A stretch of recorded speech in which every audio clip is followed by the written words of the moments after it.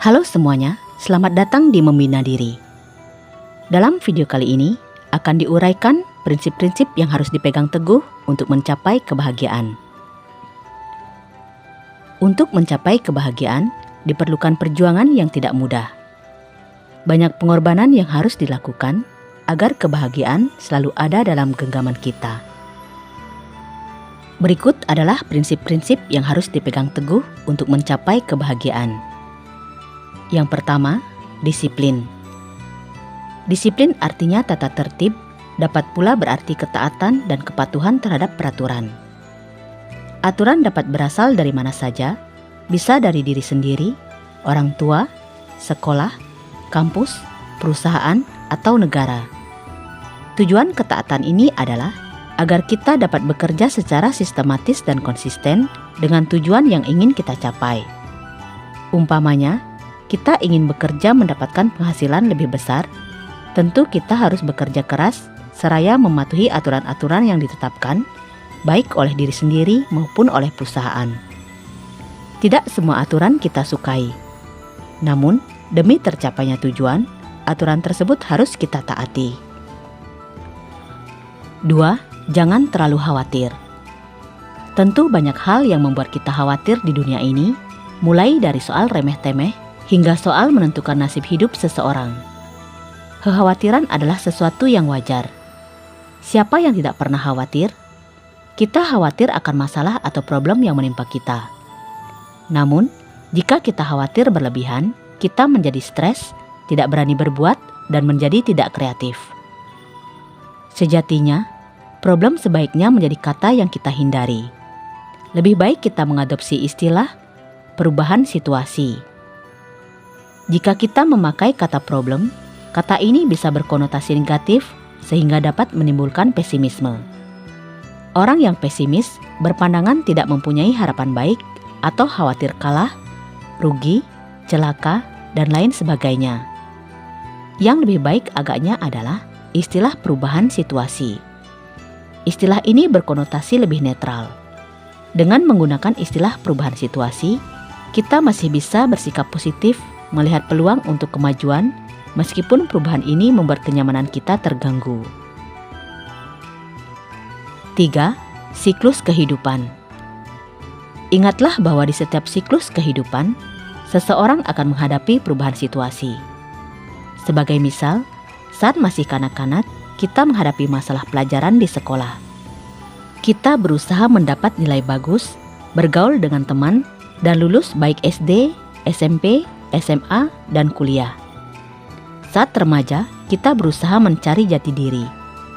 Bila tidak berhati-hati, kita bakal melangkah ke jalan yang salah. Saat lulus kuliah, kita gembira. Lebih gembira lagi saat kita diterima kerja dan mendapat penghasilan. Namun, di tempat kerja, tantangan yang dihadapi juga semakin kompleks. Kemudian, banyak yang menikah dan mempunyai anak. Pada saat ini, kehadiran anak membawa perubahan situasi. Kita harus memikirkan bukan saja kehidupan sendiri, melainkan juga kehidupan keluarga. Ini berlangsung selama belasan, bahkan puluhan tahun. Tantangan demi tantangan datang silih berganti.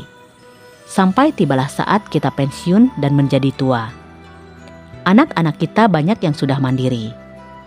Kembali perubahan situasi muncul, terutama isu-isu yang berkaitan dengan kesehatan, kebugaran, dan kesepian. Sejatinya, perubahan situasi ini bukanlah fenomena baru, dalam arti telah dialami oleh begitu banyak orang. Oleh karenanya, tugas kita adalah mempersiapkan diri seraya belajar dari orang-orang yang telah mengalaminya. 4. Berpikir positif. Berpikir positif artinya, kita bisa melihat hal-hal baik dari sebuah fenomena dan peristiwa yang kita pandang buruk atau tidak menyenangkan. Sebagai ilustrasi, ada sebuah kapal pesiar yang mengalami kecelakaan di laut dan akan segera tenggelam. Sepasang suami istri berlari menuju sekoci untuk menyelamatkan diri. Sampai di sana, mereka menyadari bahwa hanya ada tempat untuk satu orang yang tersisa.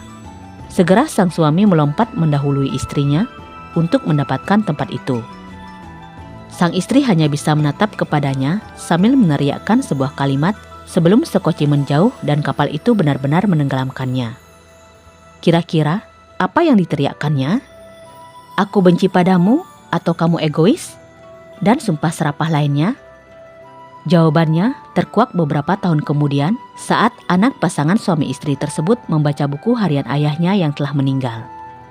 Di sana dia menemukan kenyataan bahwa saat orang tuanya naik kapal pesiar itu, mereka sudah mengetahui bahwa sang ibu menderita penyakit kronis dan akan segera meninggal.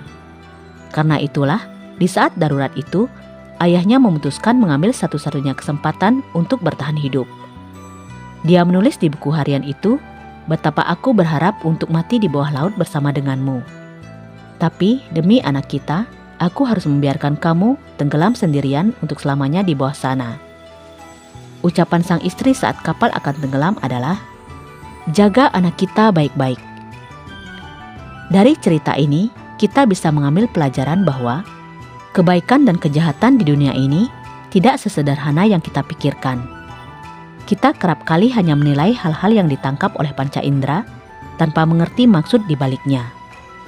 Oleh karenanya, jangan buru-buru menghakimi. Berpikirlah positif. Nah, itulah prinsip-prinsip yang harus dipegang teguh untuk mencapai kebahagiaan. Dimulai dari disiplin, jangan terlalu khawatir, memandang semua ini adalah siklus kehidupan, dan bersikap positif. Semoga video ini dapat membantu kita semua dalam berjuang untuk meraih kebahagiaan. Terima kasih sudah mau menonton. Semoga semua makhluk hidup berbahagia.